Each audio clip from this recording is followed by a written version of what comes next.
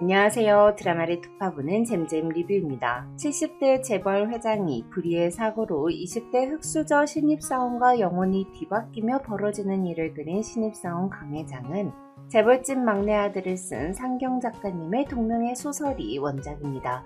이 영상은 신입사원 강회장의 원작 줄거리를 결말까지 담고 있는데요.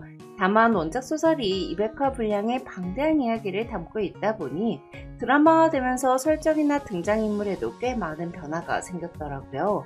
영상 중간중간에 원작과 드라마의 차이점도 함께 설명해 드릴 테니 끝까지 함께 해주세요. 그럼 바로 시작합니다.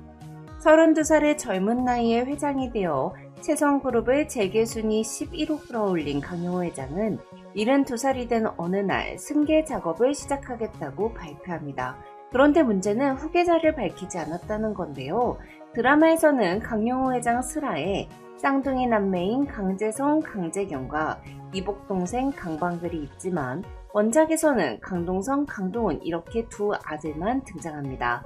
전 이해하기 쉽게 드라마 기준으로 이름을 말할게요.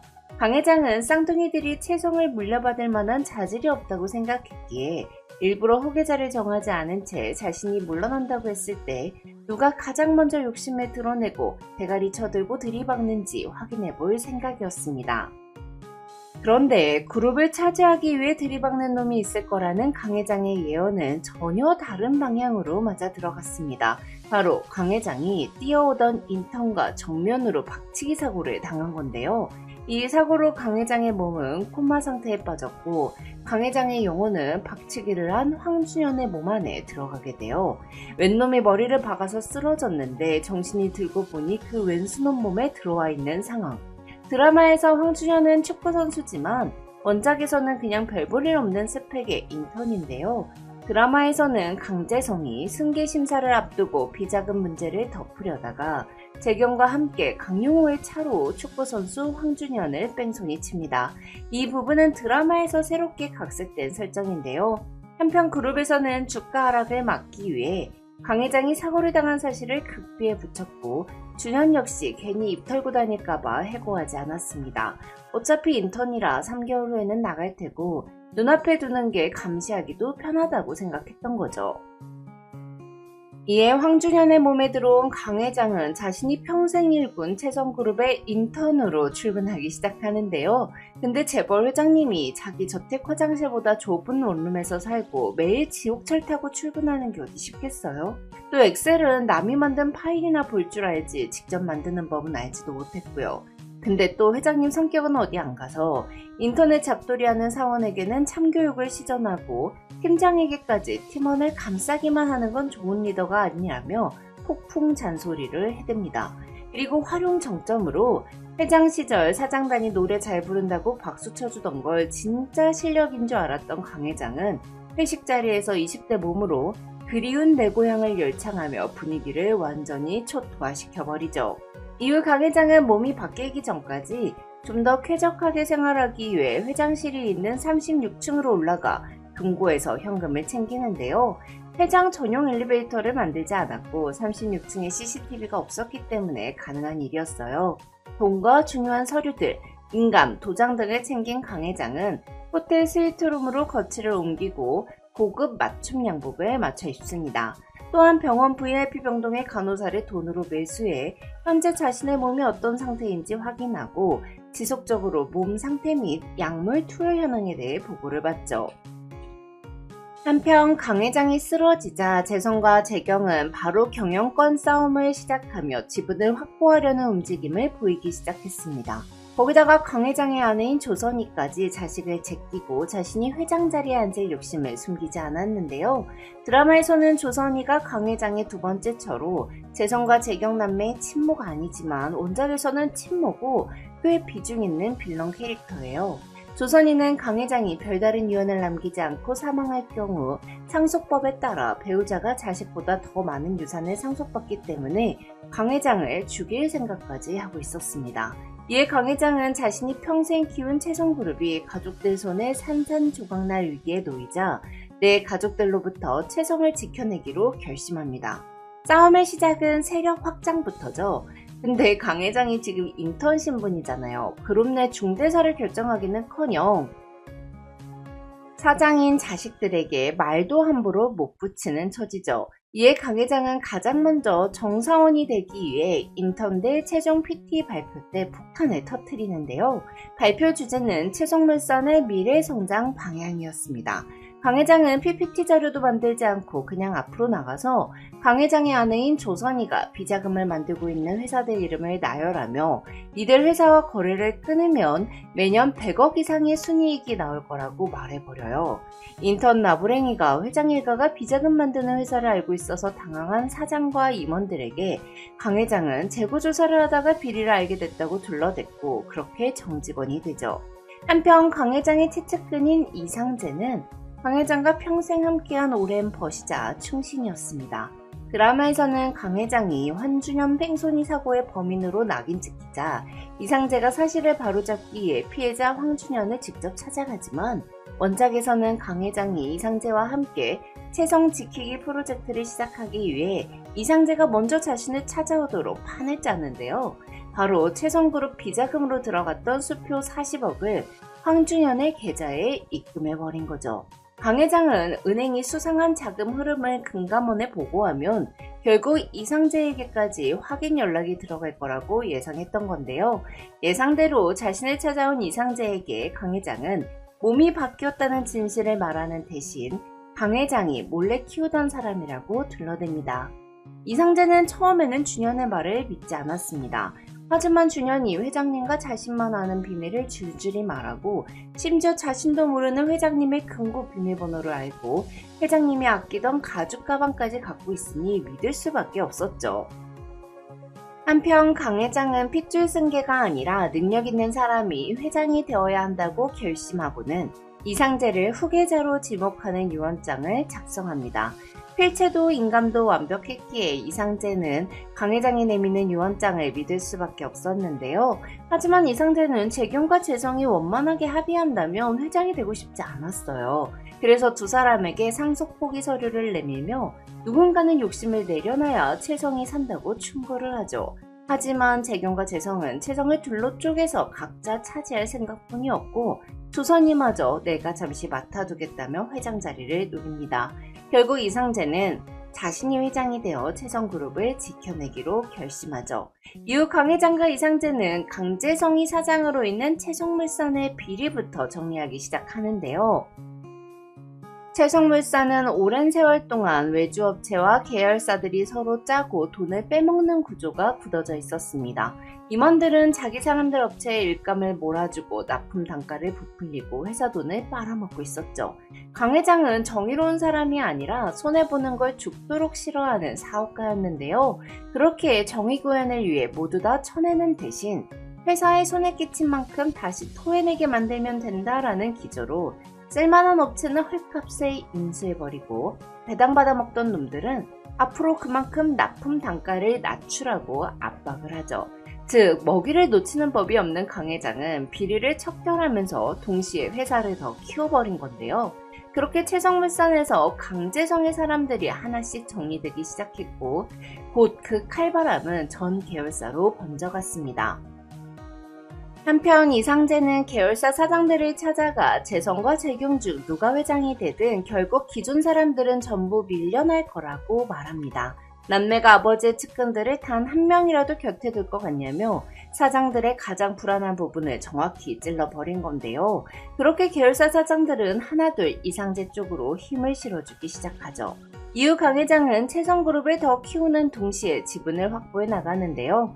한편 드라마에는 없는 설정 같은데 원작 소설에서는 재계순이 5위인 STQ 그룹 회장의 손녀인 채석경이 황준현의 몸을 한 강 회장에게 바라자 강 회장은 채석경과 결혼하며 채성그룹과 STQ 그룹 둘 다 먹어버리겠다는 계획을 세우고 채성과 STQ의 공동사업을 기획하며 빅딜을 성사시킵니다. 한편 쌍둥이 동생인 재경에 비해 늘 부족했던 재성은 재경보다 더 많은 지분을 확보하기 위해 장인어른인 태학그룹 나병무 회장의 힘을 빌리는데요. 사실 나병무는 처음부터 채성을 차지하기 위해 딸을 재성에게 시집보냈고 그동안 여러 개의 차명 계좌를 이용해 채성의 주식을 모으고 있었습니다. 이 사실을 알게 된 강 회장은 채성을 넘보는 나병무에게서 태아그룹을 뺏어올 계획을 세웁니다.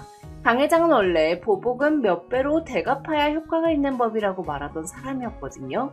강 회장은 나병모의 장남 나재필을 횡령 혐의로 고발한 후 주가가 떨어질 때를 이용해 자신이 만든 사모펀드를 앞세워 공개적으로 적대적 기업 인수 선언을 합니다. 이에 나병모는 언론을 이용해 태아그룹을 인수하려는 사모펀드가 해외 사모펀드라는 가짜뉴스를 퍼뜨려 해외로의 국부 유출을 경계하는 여론 형성을 시도하는데요.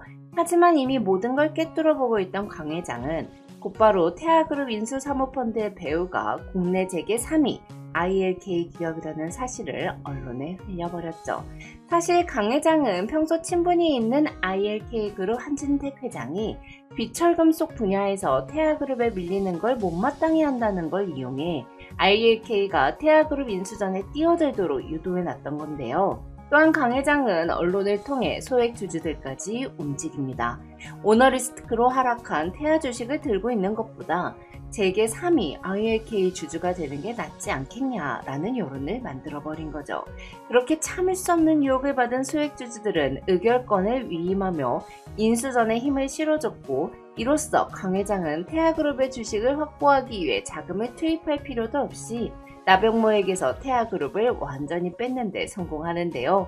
이에 나병모는 사모펀드의 대표인 황준현을 찾아와 무릎 꿇고 제발 인수를 멈춰달라고 빌었으나 봐줄 강 회장이 아니었죠.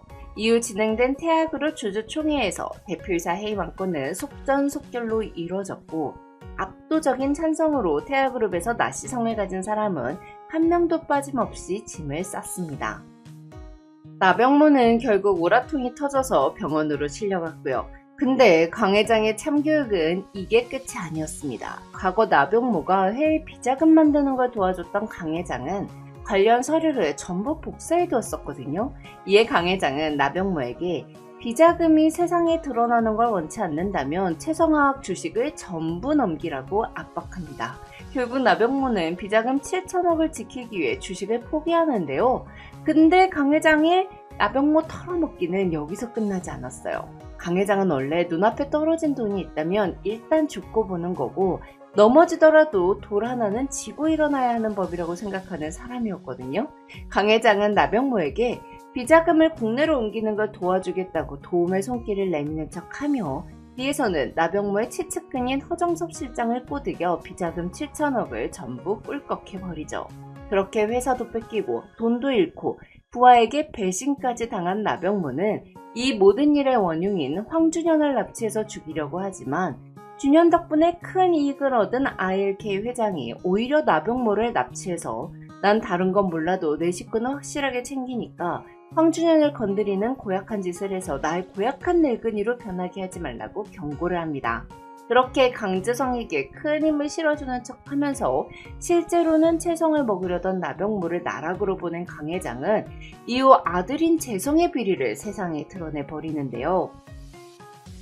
채성물산이 280억가량의 세금을 탈루하고 700억을 공금 횡령했다는 거였어요. 재성이 횡령 배임 혐의로 검찰 수사를 받게 되자 오너일가의 경영 참여에 대한 반대 여론이 고개를 들었죠. 그렇게 강재성은 회장 후보 자리에서 떨어지게 됩니다. 이때 조선인은 구속된 아들을 걱정하기보다 경쟁자 한 명을 제거했다며 기뻐하는 모습을 보이는데요. 이후 조선인은 그룹 내에서 이상재의 힘이 강해지자 병원에 있던 강 회장을 자택으로 옮긴 후 법원에 강용호 회장 후견인 신청을 하고, 정상적인 경영활동이 불가능한 강용호의 법적 대리인으로서 회장 대리직에 오릅니다. 한편 강 회장과 이상재는 지속적으로 여러 기업을 인수합병하며 채성그룹을 키우고 지분을 확보해 나갑니다. 그렇게 3년 후 이상재와 황준현이 모은 지분은 회장 가족과 비슷해지죠. 한편 채성그룹이 공격적인 인수합병으로 엄청난 성장세를 보이자 조선인은 언론에 자신을 대한민국 최고의 여성 기업인으로 포장하는 기사들을 뿌리며 채성의 성장을 전부 자신의 성과인 것처럼 내세우기 시작했는데요. 이에 재경은 조선이가 더 자리를 견고히 하는 걸 막기 위해 강 회장을 죽이기로 결심합니다. 강 회장이 사망하면 조선이의 강용호 법적 대리인 자격이 없어지기에 조선이는 회장 대리직에서 물러나야 하고, 강 회장이 별도의 유언 없이 사망하면 강 회장의 지분 19.2%는 배우자인 조선희에게 8%, 나머지 재경과 재성이 각각 5.5%씩 상속될 테니 남매 둘이 지분을 합치면 어머니를 견제할 수 있다고 여겼기 때문이었어요. 그렇게 재경과 재성은 간호사에게 돈을 찔러주며 아버지의 생명유지 장치를 제거해버리죠. 아마 드라마에서는 재경의 남편이자 의사인 민석도가 재경이 강 회장을 죽이는 걸 도울 것 같습니다. 그렇게 강 회장의 몸은 사망했으나 황준영과 강용호의 영혼이 다시 뒤바뀌는 일 같은 건 일어나지 않았습니다. 원작에서는 황준영과 강용호가 사고로 영혼이 뒤바뀔 때 황준현의 영혼은 이미 죽었다는 설정이에요.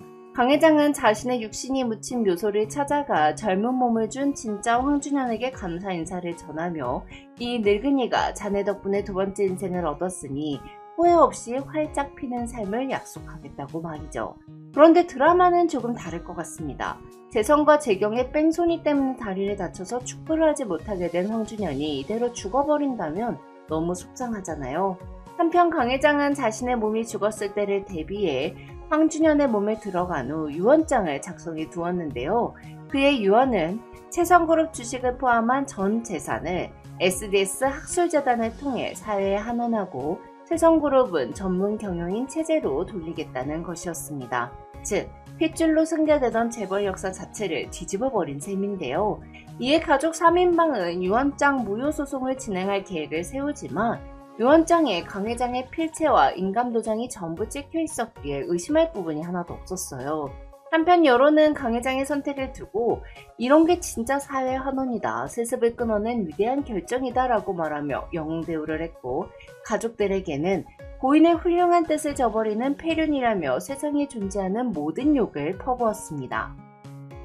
그렇게 강 회장의 뜻대로 채성그룹 최대 주주는 SDS 학술재단이 됐고 이상재가 재단 이사장으로서 채성그룹의 대표이사가 되는데요. 또한 재단 정관에 이사장을 역임한 사람의 친인척은 재단에서 그 어떤 자리도 차지할 수 없다고 못 박아두었기에 채성그룹은 완전한 전문 경영인 체제가 이뤄졌죠. 이후 채성화학 사장 자리에서 해임된 정재경은 법인카드 정지는 물론 수행인원까지 전부 복귀 조치를 당합니다. 또한 드라마에서는 재경과 재성이 황준현을 뺑소니한 범인이라는 사실이 밝혀지며 참교육을 당하겠죠. 한편 조선인은 그동안 자신이 운영해오던 예술재단의 작품을 팔아서 채성의 주식을 확보하는 횡령을 저질러 왔는데요. 이에 강 회장은 조선이에게 갤러리의 작품들을 내놓을 수 없다면 보유한 채성그룹 지분 전부를 SDS 재단에 기부하라고 협박하죠. 고인이 된 남편의 뜻에 따라 아내도 전 재산을 사회에 환원한다. 이런 미답 얼마나 좋냐면서요. 한편 이상재는 황준현의 몸에 강 회장이 들어가 있다는 걸 눈치채고 있었는데요. 이상재는 황준현을 데리고 강 회장의 무덤에 찾아가 인생의 절반을 회장님을 모셨습니다. 그리고 그 시간의 절반만큼 회장님을 수족처럼 부리며 살았습니다. 라고 말하며 자신이 진실을 알고 있었다는 사실을 밝힙니다. 또한 이상재는 회장님을 형님처럼 아버지처럼 모시다가 회장님을 동생처럼 아들처럼 대하는 시간들이 즐거웠다며 이제 다시 채성그룹을 돌려드리겠다고 말하는데요. 사실 이성재는 회장직을 잠시 맡았을 뿐인 자리라고 생각했기에 그동안 한 번도 회장님 책상에 앉지도 않았어요. 그렇게 누구보다 채성을 사랑했던 강용호 회장은 황준현의 몸으로 두 번째 인생의 36층에 다시 올라가 끝내 STQ와 채성을 하나로 묶은 대한민국 탑3 규모의 기업 SCQ를 만들어냅니다. 지금까지 잼잼 리뷰였습니다. 감사합니다.